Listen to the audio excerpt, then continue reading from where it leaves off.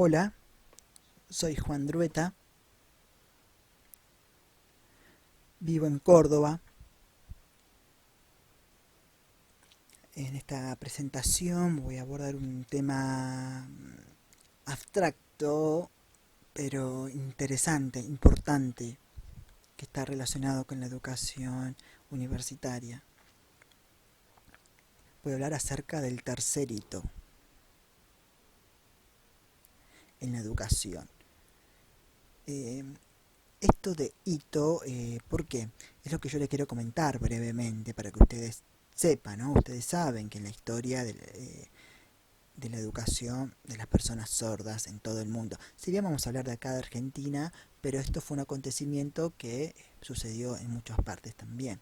Primeramente, el primer hito fue en el Congreso de Milán de 1880. Es ahí, en este segundo Congreso Internacional de Educación para Personas Sordas, donde se decide sacar la lengua de señas de la educación, de la enseñanza, en todos los niveles educativos, y se impuso el oralismo. Al mismo tiempo también se expulsa a todos los trabajadores de la educación, a los docentes, directivos, porteros, empleados y demás, personas sordas que trabajaban en las escuelas. Eso fue en 1880. Pasaron los años y ahora en 2010, en la ciudad de Vancouver, Canadá, se hizo el mismo congreso. Siempre se organiza cada 5 años, ¿no? Se va organizando cada 5 años. Y ahora tocó en Vancouver. Yo estuve ahí como intérprete de lengua de señas internacional. Ahí se declaró como una disculpa, un pedido de perdón, una palabra en inglés que es forgiver, que es como pedir perdón, una disculpa. Y ahí se vuelve nuevamente y se continúa con la lengua de señas en todos los niveles educativos para las personas sordas. Hasta hoy, hasta el día de hoy, falta, obviamente no se ha cumplido tenazmente, pero es un proceso, ya que vamos de 10 años. El tercer hito es que nosotros trabajamos en la Facultad de Trabajo Social de la UNAR, ahí en la Facultad de Trabajo Social, donde se abrió una nueva carrera, una tecnicatura universitaria en lengua de señas que se abrió a Tulsa. Anteriormente a esto, anteriormente a la Tulsa, hubieron 3 cortes de una tecnicatura universitaria en interpretación de lengua de señas argentinas español. Se empezó en 2013, luego en 2014 y en 2015. Cada corte de 3 años. 3, 3 y 3. Y ahí se finalizó. No se pudo continuar más por una cuestión de presupuestos, asuntos políticos y demás. Pero nosotros, las personas sordas, demandamos, protestamos, pedimos que queríamos estudiar. Entonces se abre la tecnicatura, la Tulsa, y esta tiene continuidad. Porque el objetivo de trabajo es que las personas sordas, que en total eran unas casi 200 personas sordas de todo el país, que habían menos de la Patagonia, por una cuestión de distancia, que se viajaba una vez por mes, durante las clases duraban 2 días, eran intensivos, eran viernes y sábados todo el día.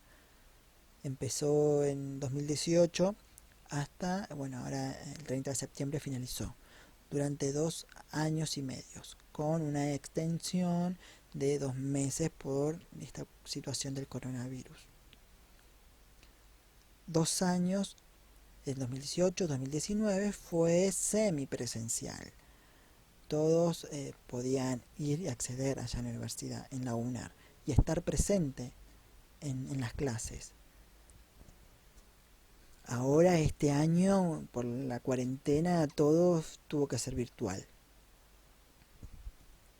Con la virtualidad, bueno, se acordó y se extendió 60 días más. En total, hoy, más o menos, aproximadamente falta, porque no hay un número exacto, pero un 40-50% de estudiantes ya están recibidos. Y quedan pendientes todavía para diciembre, que hay otras mesas de exámenes para que las personas que quieran puedan rendir su examen y finalizar. Entonces ese porcentaje va a aumentar. Entonces la carrera duró 2 años y medio, estaba dividido en 5 cuatrimestres. Cada cuatrimestre constaba de 5 materias. 3 de esas materias se cursaban el día viernes y 2 el día sábado. Cada materia tenía algunas materias correlativas y otras de las materias eran independientes.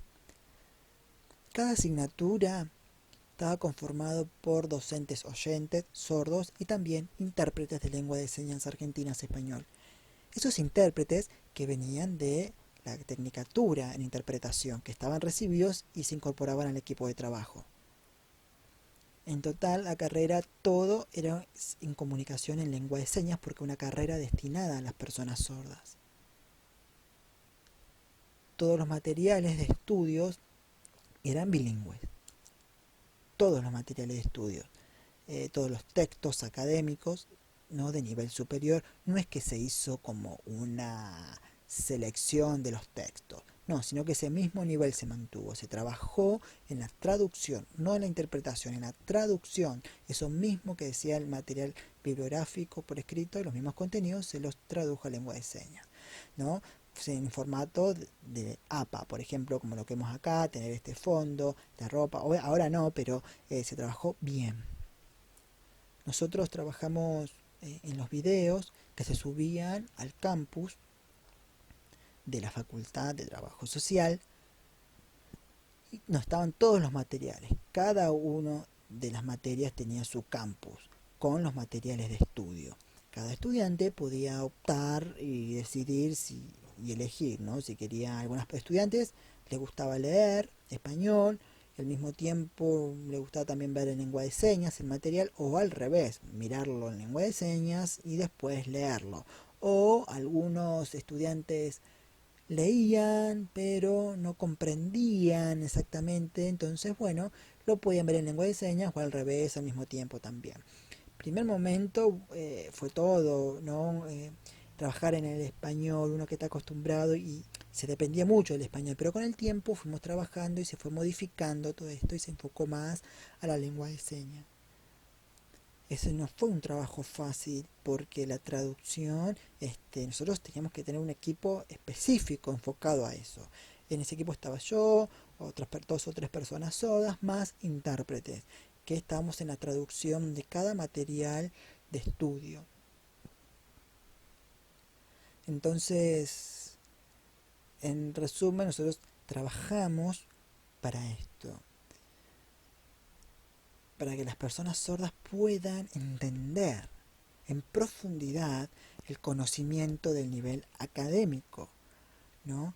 En lengua de señas. Por ejemplo, la lengua de señas tiene ese nivel. Nosotros todos los días hablamos de manera coloquial, pero a la hora de traducción teníamos que, bueno, poner nombres de autores, citar bibliografía, citar el nombre del autor, citar el año de edición y demás. Todo eso estaba en los videos porque se respetaba el derecho de autor, ¿no? Eso no es pertinente en los niveles académicos y esto se respetó. Nosotros trabajamos para eso, para los materiales. También en los materiales de información de la facultad, por ejemplo, acerca de un tema que tuvo gran impacto y se difundió mucho, fue lo de la revolución, de los 100 años de la revolución universitaria. Yo traduje el manifiesto Eliminar. Ese manifiesto yo, que hace más de 100 años, que tiene un lenguaje particular, yo lo traduje, lo pude traducir. Y ya está ahí subido en YouTube.